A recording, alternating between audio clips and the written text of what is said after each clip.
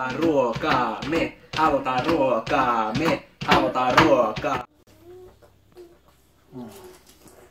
Taas näitä rehuja. Ei tää oo ihmisten ruokaa. Joo. Kuule, mennään kauppaan ostaa kunnon ruokaa. Joo. Mitä me ostetaan? No kunnon ruokaa tietenkin tosta noin. No niin, ja nyt mennään kassalle maksamaan. Kato, tässä on hyvä. Isi sekoitti vähän karkkia puuroon, niin otapa karamellipuuroa.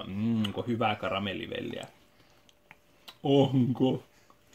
Nami, no niin, nyt vedät kuule karamellipuuroa. Ui.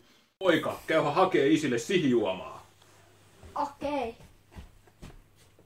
Kato, siitä me sytetään nami karkkia ja isi ottaa kans täältä karkkia.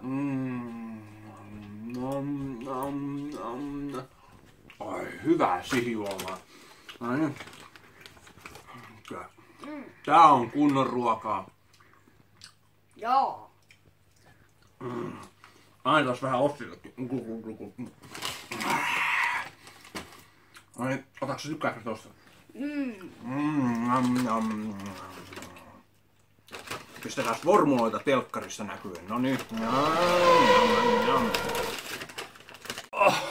Kyllä on maaru tosi täynnä nyt.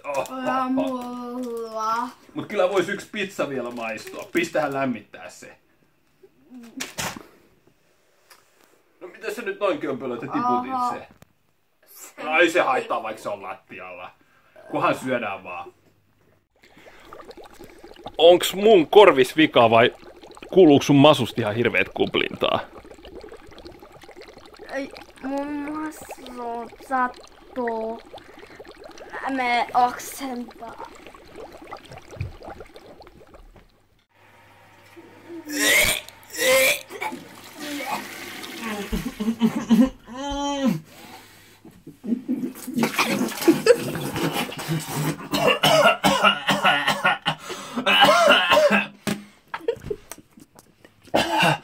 Kylläpä tuli tyhjennys. Kylläpä susta tuli hoikan näköinen nyt. Auttaako tyhjennys? Joo.